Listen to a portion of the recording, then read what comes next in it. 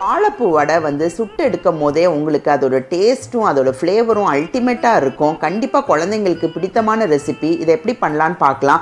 1 cup வாழைப்பூவை நான் steam பண்ணி எடுத்துட்டேன். 1/2 கப் கடலைப்பருப்பை 4 மணி நேரம் ஊற வச்சு கொரகொரப்பாக அரைச்சிட்டேன். அதோட 4 பல்லு பூண்டு, இஞ்சி, பச்சை மிளகா, கருவேப்பிலை, சோம்பு, பாதி வெங்காயத்தை சேர்த்து பல்ஸ் மோடில் கொரகொரப்பாக அரைச்சிட்டேன். தண்ணி விடாமல் நீங்கள் அரைங்க.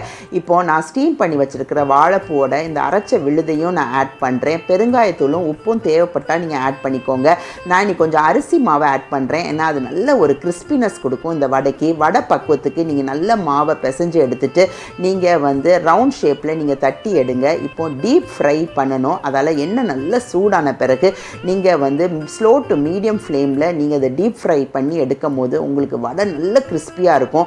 வாழைப்பூல பார்த்தீங்கன்னா அதிகமான ஃபைபர், ஆன்டி ஆக்சிடென்ட் இருக்குது. இதில் செப்போனின்ஸ், டேனின்ஸ்ன்னு சொல்கிற என்சைம் இருக்கிறதால அது கேன்சரை ப்ரிவென்ட் பண்ணுது.